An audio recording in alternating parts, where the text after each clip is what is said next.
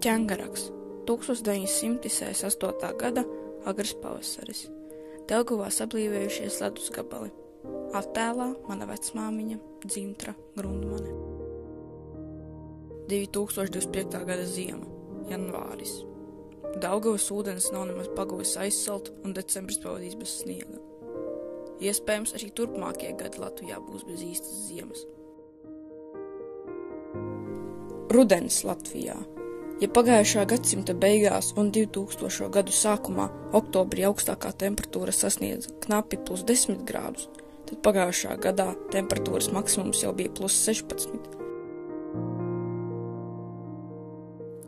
Klimatu ietekmē daudz un dažādi faktori, un arī mēs paši esam vainīgi pie klimata pārmaiņām.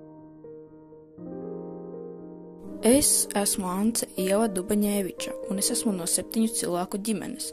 Tāpēc tādi resursi kā pārtika pie mums tiek patērēta daudz. Taču tāpat kā citas ģimenes, arī mēs visu nespējam apēst, un daļa ēdiena nonāk miskastē. Atkritumi, kas nonāk atkritumu poligonā, tiek apstrādāti un uzglabāti atbilstoši noteiktiem vides aizsardzības standartiem. Daļa tiek sašķirota un pārstrādāta vai izmantota atkārtoti. Daļa tiek kompostēta. Vēl daļa tiek izmantota biogāzes ieguvei, bet cita tiek apglabāta zem zemes. Tie atkritumi, kas tiek apglabāti, ar laiku pūstot izdala dažādas vielas, kas ar lietus ūdens palīdzību nonāk zemē un tālāk pazemes ūdeņos, tādējādi piesārņojot ūdeni, kuru mēs paši dzeram, un apdraudot mūsu pašu, kā arī līdzcilvēku veselību. Protams, atkritumu poligoni cenšas šo problēmu novērst, bet vai izmest tik daudz atkritumus ir vērts, ja daļai no tiem mēs varam dāvāt otru dzīvi.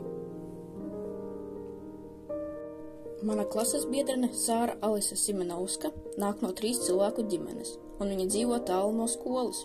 Tāpēc viņa un viņas ģimene brauc ar mašīnu, jo gan skola, gan vecāku darbs atrodas salīdzinoši tālu no dzīves vietas. Automašīnu izmešos ir siltumnīcas efekta gāzes, kas izraisa šo siltumnīcas efektu, jeb temperatūras paaugstināšanos planētas atmosfērā. Galvenās šāda veida gāzes ir CO2, kas rodas arī no fosilās kurināšanas, rūpniecības, lauksaimniecības un citām cilvēka darbībām. Nonākt galamērķī ir svarīgi, un tas ir arī saprotami, ja, lai šķērsotu garu distanci, mēs izvēlamies braukt ar savu transportu. Taču kā mazināt mūsu ietekmi uz vidi?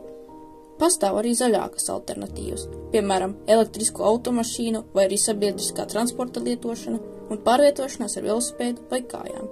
Taču, ja citādāk nevar, tad, lai nonāktu galamērķī, ir iespējams automašīnu koplietot, proti vairākām personām braukt ar to pašu automašīnu. Manas klases biedrenes Alise Pozņaka un Enija Lūsīte abas nāk no ģimenēm, kurās ir 3 cilvēki, un abas patērē daudz resursus mājoklim, tajā skaitā elektrību. Arī elektroenerģijas patēriņš ietekmē klimatu. Ja enerģija tiek ražota no fosilajiem kurināmajiem, piemēram, oglēm, naftas vai dabasgāzes, tad šie kurināmie izdala siltumnīcas efekta gāzes, piemēram, CO2, kas veicina klimata sasilšanu un tā izmaiņas. Akciju sabiedrības Latvenergo piederošā Rīgas 1. termoelektrocentrāle, jeb TEC 1, ir viena no galvenajām elektrocentrālēm, kas apgādā Rīgu ar elektroenerģiju tieši ar dabasgāzes palīdzību. Rīgā ir vairāk par 600 000 iedzīvotāju, kas veido 32,4% no visiem valsts iedzīvotājiem. Tādā veidā mūsu valsts galvaspilsētu padarot par vislielāko apdzīvoto vietu Latvijā. Ja mēs šeit Rīgā dzīvojam tik daudz, tad iedomājieties, cik daudz elektroenerģijas mēs visi kopā patērējam. Taupot dažādus resursus, mēs saudzējam klimatu un cīnāmies ar klimata pārmaiņām. Klimata pārmaiņas Latvijā ir sākušās jau tagad, tāpēc, lai glābtu savas mājas no postošiem plūdiem, ugunsgrēkiem vai vētrām, lūdzu, taupīsim elektrību, transportu un citus resursus, šķirosim atkritumus, nodosim depozītu un nepiesārņosim dabu. Jo visam sliktajam, ko mēs daram, ir sekas, un visam labajam ir jēga.